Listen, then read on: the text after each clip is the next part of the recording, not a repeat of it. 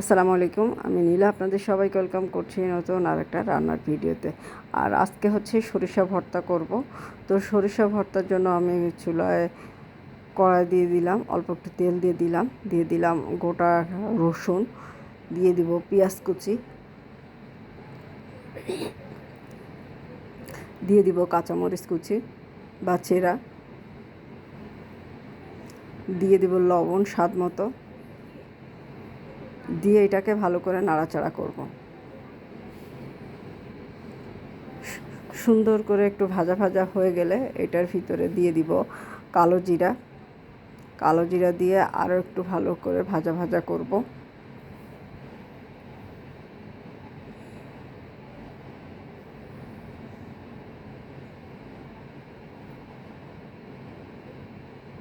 অল্প তেলে ভাজতে হবে, হ্যাঁ, বেশি তেলে ভাজার কোনো প্রয়োজন নেই, তাহলে তেল তেল লাগবে।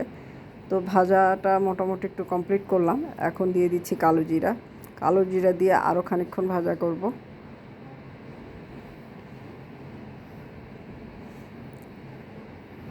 এরপর দিয়ে দিব সরিষা।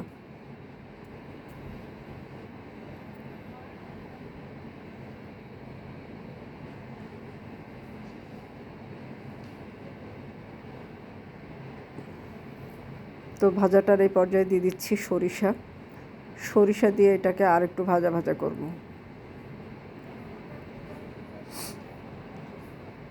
ভাজা করে হয়ে গেলে, ভালোভাবে ভাজা হয়ে গেলে নামিয়ে শিলপাটায় বেটে নিতে পারেন বা ব্লেন্ডারে পেস্ট করে নিতে পারেন। আজকে শিলপাটায় বাটবো না, আজকে ব্লেন্ডারে বাটবো।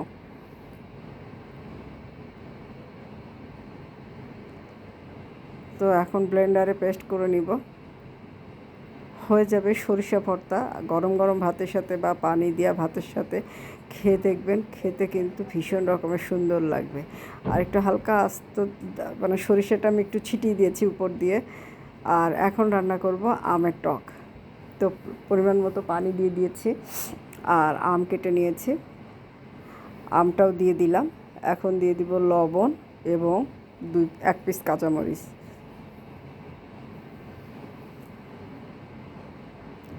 দিয়ে এটাকে ভালো করে জাল করে নিব, জালটা বাড়িয়ে। আমটা সিদ্ধ হয়ে গেলে ঘুটনা দিয়ে ঘুটে দিব।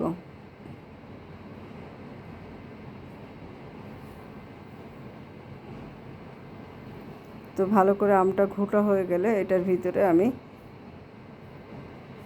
আপনারা গুড় দিতে পারেন, চিনি দিতে পারেন, যে যেটা ঘরে যে মিষ্টি জাতীয় যা থাকবে তাই দিয়ে দিতে পারেন। তো আমি এটা করব চিনি দিয়েই।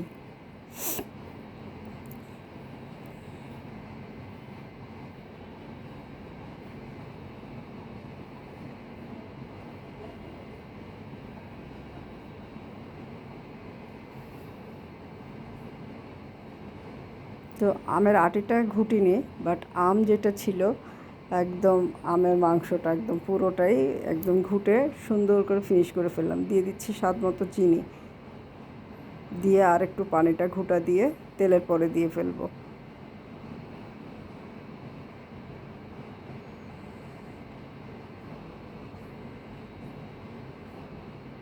তো জালটা কিন্তু একটু বাড়ানোই থাকবে।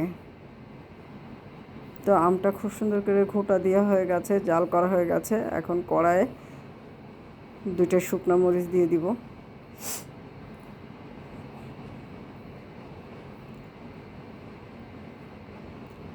শুকনো মরিচটা একটু পোড়া লাগলে দিয়ে দিব তেল।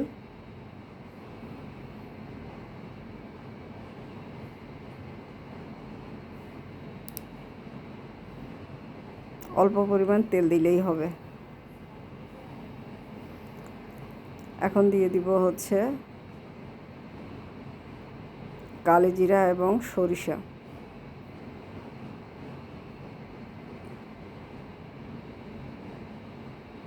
দিয়ে খুন্তিটা দিয়ে একটু নাড়াচাড়া করে মরিচটা এপিট ওপিট করে দিয়ে ডালটা বাগার দিয়ে দিই, আমটা বাগার দিয়ে দিব। তো হয়ে যাবে আমের টক। একটু ঘন করে জাল করে নিলেই আমের টক হয়ে যাবে। তো আমের টকটা আমাদের বাসায় ওর বাবা মেয়ে দুজনেই খুব পছন্দ করে। যার কারণে একটু করতে হয় মাঝে মাঝে। তো আপনারা এভাবে আমের টক করে খেয়ে দেখবেন, খেতে কিন্তু ভালোই লাগবে।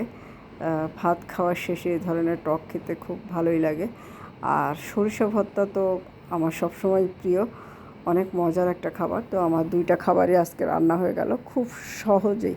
মুখরোচক এই খাবারগুলো আপনারা ঘরে তৈরি করে ফেলতে পারেন, যারা কখনো এভাবে আমের ঝোল খাননি বা আমের চাটনি খাননি বা সরিষা ভর্তা খাননি, একবার হলেও ট্রাই করবেন।